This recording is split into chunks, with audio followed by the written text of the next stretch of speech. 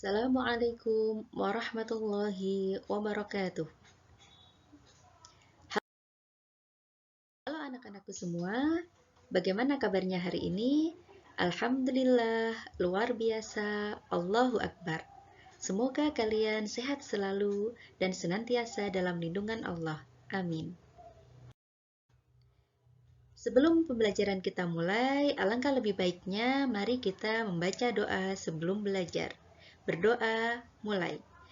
أعوذ بالله من الشيطان الرجيم بسم الله الرحمن الرحيم الحمد لله رب العالمين الرحمن الرحيم مالك يوم الدين إياك نعبد وإياك نستعين اهدنا الصراط المستقيم صراط الذين أنعمت عليهم غير المغضوب عليهم ولا الضالين آمين رضيت بالله ربا وبالإسلام دينا وبمحمد نبيا ورسولا ربي زدني علما وارزقني فهما واجعلني من الصالحين آمين.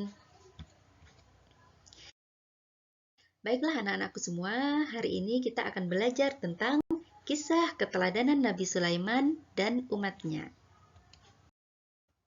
Kompetensi dasar yang akan kita capai yang pertama adalah menganalisis kisah keteladanan Nabi Sulaiman.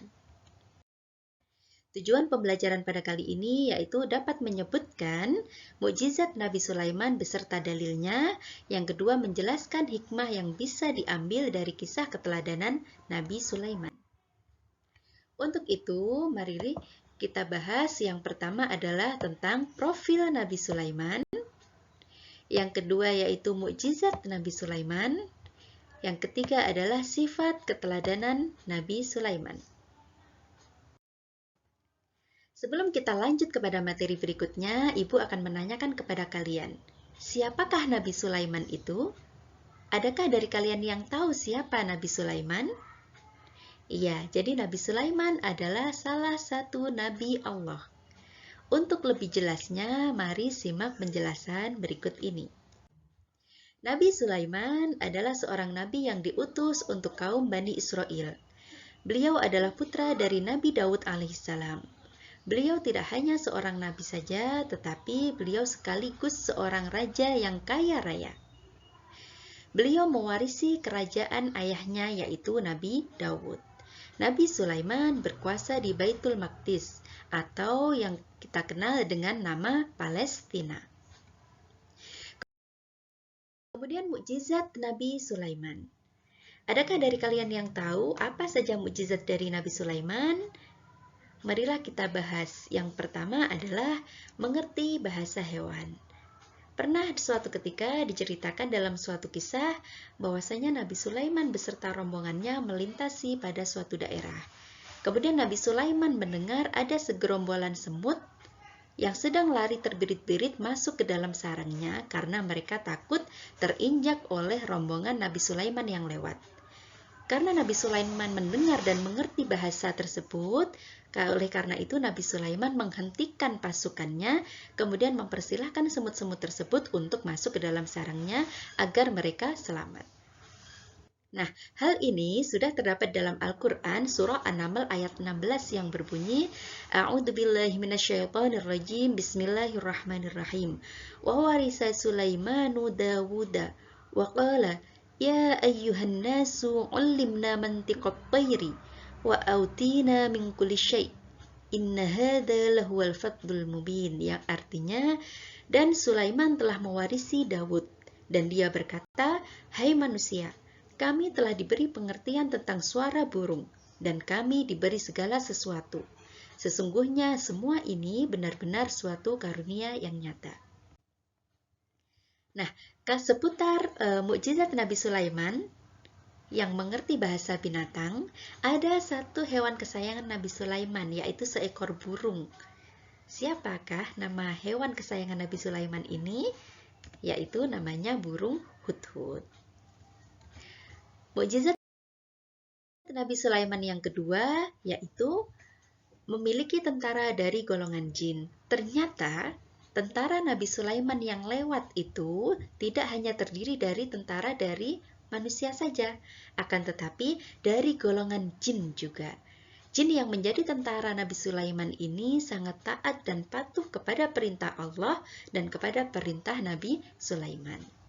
Hal ini terdapat dalam Quran surah An-Naml ayat 17 yang berbunyi A'udzubillahi minasyaitonirrajim wa khusyira li Sulaimana junuduhu minal jinni wal insi wat tayri fahum yuzaun, yang artinya dan dihimpunkan untuk Sulaiman tentara dari jin, manusia, dan burung, lalu mereka itu diatur dengan tertib dalam barisan. Kemudian mukjizat Nabi Sulaiman yang ketiga yaitu mengatur dan menggerakkan angin. Nabi Sulaiman sering sekali mengendarai angin untuk memutari pelosok negerinya melihat kondisi rakyatnya. Hal ini disampaikan dalam Quran surah Al-Anbiya ayat 81 yang berbunyi A'udzubillahi minasyaitonirrajim wa li Sulaiman ar-riha 'asifatan tajri bi amrihi ilal ard allati barakna fiha wa kana bikulli syai'in 'amilin, yang artinya kami menundukkan pula untuk Sulaiman angin yang sangat kencang tiupannya yang berhembus dengan perintahnya ke negeri yang kami beri berkah kepadanya. Kami maha mengetahui segala sesuatu. Nah, setelah kita bahas tentang profil Nabi Sulaiman, tentang mukjizat Nabi Sulaiman, sekarang kita akan membahas tentang sifat keteladanan Nabi Sulaiman. Yang pertama yaitu Nabi Sulaiman merupakan orang yang solih. Beliau tidak pernah melanggar larangan ataupun kewajiban dari Allah Subhanahu wa Ta'ala. Kemudian yang kedua, beliau adalah orang yang tawadhu. Tawadhu itu artinya rendah hati atau rendah diri. Sebagai seorang nabi dan seorang raja yang kaya raya dan diberi karunia yang besar oleh Allah, beliau tidak pernah sekalipun merasa takabur atau sombong. Beliau selalu merasa bersyukur atas nikmat yang diberikan oleh Allah dan beliau senantiasa bersikap tawadhu. Kemudian yang ketiga adalah cerdas dan yang keempat adalah bijaksana. Ini terbukti dari apa? Dari ketika beliau menyelesaikan permasalahan ketika ada dua orang ibu yang berdebat memperebutkan satu bayi. Mereka berdua bersikukuh bahwa bayi tersebut adalah milik mereka. Karena tidak ada yang mengalah, akhirnya Nabi Sulaiman mengambil golok, kemudian ingin membelah bayi itu menjadi dua agar adil dan diberikan kepada keduanya. Ketika Nabi Sulaiman sudah mengayunkan goloknya, ternyata salah satu dari ibu tersebut berteriak, kemudian meminta maaf dan meminta ampun kepada Nabi Sulaiman, dan dia bersedia menyerahkan bayinya ini kepada si ibu yang lainnya. Dari itu, berdasarkan itu akhirnya Nabi Sulaiman mengetahui siapa ibu asli dari bayi tersebut. Karena apa? Karena seorang ibu yang benar-benar ibu bayi tersebut tidak akan tega ketika melihat anaknya dibelah menjadi dua. Kemudian yang terakhir adalah patuh kepada orang tua. Inilah anak-anak yang bisa kita teladani dari sifat keteladanan Nabi Sulaiman. Sebagai seorang anak, kita juga harus mematuhi orang tua kita. Segala nasihatnya yang berupa kebaikan harus selalu kita taati dan kita patuhi. Baiklah anak-anakku semua, inilah materi pembelajaran kita pada pagi hari ini. Semoga bermanfaat untuk kalian semua. Ibu akhiri, terima kasih. Wassalamualaikum warahmatullahi wabarakatuh.